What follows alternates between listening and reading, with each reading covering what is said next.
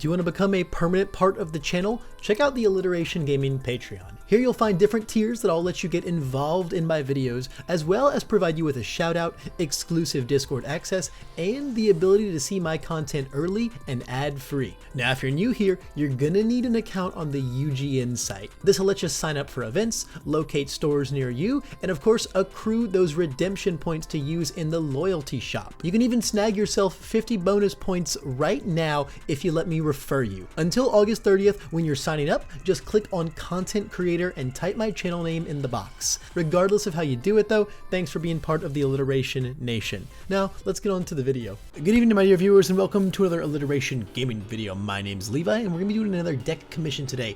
This time one of my patrons, Cosmos, has sent me in an interesting request.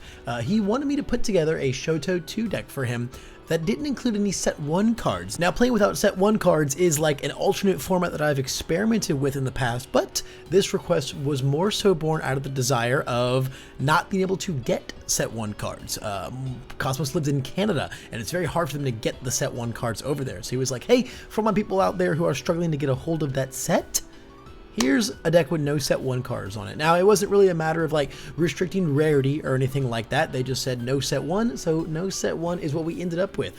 And I mean, Shoto 2, this is a bread and butter character. As long as you can put ranged attacks in your deck, this guy goes hard. We don't have the best ranged attacks anymore now that set 1's been omitted, but that doesn't mean we can't still make some really, really good things happen. And the first thing that ties it together is Blazing Icicle. This is kind of like our budget heat wave, right? It doesn't draw 2, it just draws 1, but it does do other things. It's certainly not as cracked as Frigid Heat Wave is, but it's a very, very suitable replacement. So this card just kind of helps us keep our hand filled up a little bit, and if we can actually get it to hit, we're gonna be able to recur it and just get even more card draw and value out of it. Past that, our poke game remains very, very strong with a card like Half Hot Ignition. This is essentially Electric Jolt for us, but it also kind of hits like a truck sometimes. But more so, this just says that we get to send it out there and make sure that it comes back every single turn, just guaranteeing that we have at least 1 attack to throw at them non-stop, and a little bit of breaker is nice. Frozen Slash is the cream of the crop. This is like the reason to play Shoto 2, to turn this card on. Being able to give this 2/2, extend your next one to 2/2 as well, a ball or deadlock enhance. This card is just amazing for our game plan. Helps us keep the love spreading. Kind of the issue with Shoto 2 is you put all your stats on it, you stun 2, they get the block, then you're like, huh, now I gotta play another one. This just makes those situations way, way better.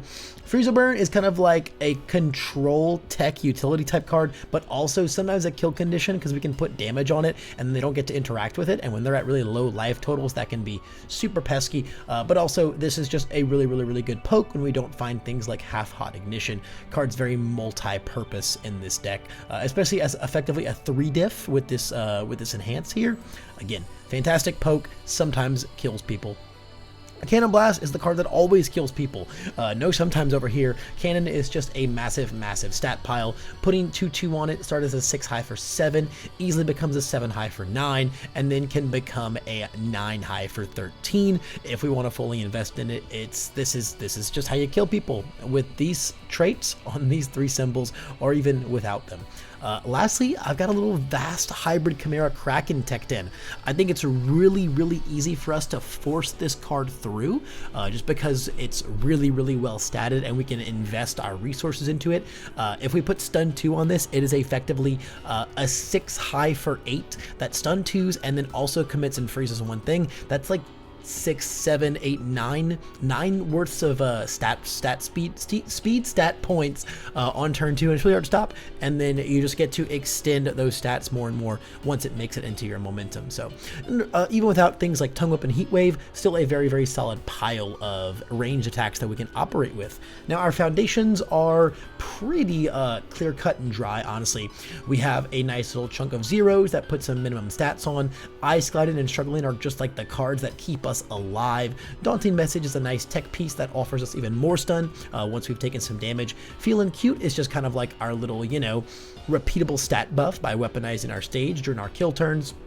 Self-Doubt is, I think, a really interesting card to try out here, because what Shoto 2 really hates is, like we said earlier, right? You put all of your stats, all of your investment on a move, then they stop it, and you're like, I really got to sell out to play another one now because I need to get that hit through, and so that I can get it into my momentum, so that I can start my looping of bouncing my momentum back to my hand. Self-Doubt kind of makes that easier, on top of being a really, really good low block. With set 1 out of the equation, a lot of our low blocks are really, really, really hard to find, so I thought this was a cool include there. Faith Shield just pads out those low blocks a little bit more. If you can see, we got 18, 23, and 14. So with the Faith Shields in here, we kind of have like 17 lows. So it makes me feel a bit more comfortable about that. Graceful Maneuvers is just another just kind of like speed reduction on a stick that we have. Once again, no set 1, no rescue completed, meaning that we actually have to fight a little bit harder to find our defense, and we can't rely on things like Ice Storm Breakers to protect us defensively and make us not have to block more moves because they can't play more moves. We don't have that, so we actually need to pack a lot more speed we have to actually pack a lot more speed reductions, so Graceful Maneuvers in tandem with Ice Glidings just keep us alive, man. Asui's Friendship is a really, really strong card. The fact that we get to use Half-Hot Ignition, Enhance, if it's completely blocked, it still deals 1 damage. Asui's Friendship will proc no matter what. We get to commit 2 more things. Really, really, really, really, really good stuff right there. Just like an extra stun 2. Again, we're just trying to extend our character a lot, right? Frozen Slash gives us another 2/2. This gives us another stun 2. It's just really, really, really good stuff.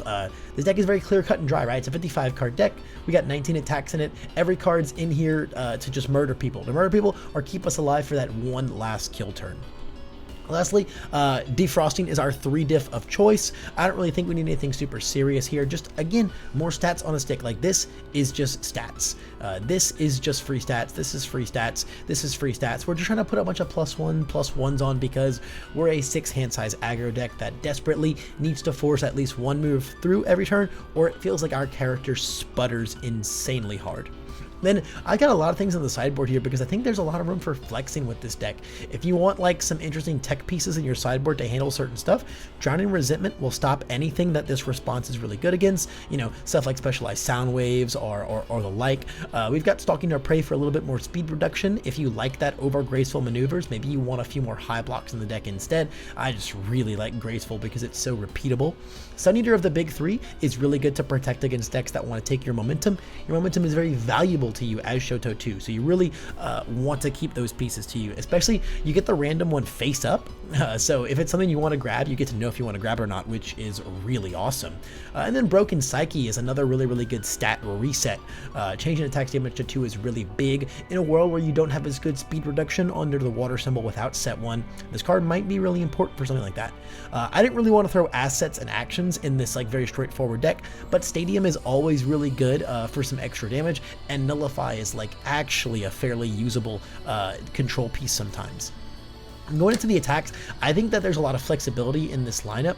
I don't think Hybrid Chimera Kraken is something that like you have to play. In the same vein, I don't think Half Hot is something you have to play. If you want a little more damage and not necessarily like the utility and the selective targeting, committing and freezing, Flame Scourger is just a nice little pile of damage on a stick. Crawling Ice Geyser gives you a little more freezing. You know, you don't get like the commit part, but it is a little cheaper than Kraken and is a low, so you kind of get your zones a little bit mixed up in here. The only low in this is Freeze or Burn, and usually your rival's not worried about interacting with that one anyway.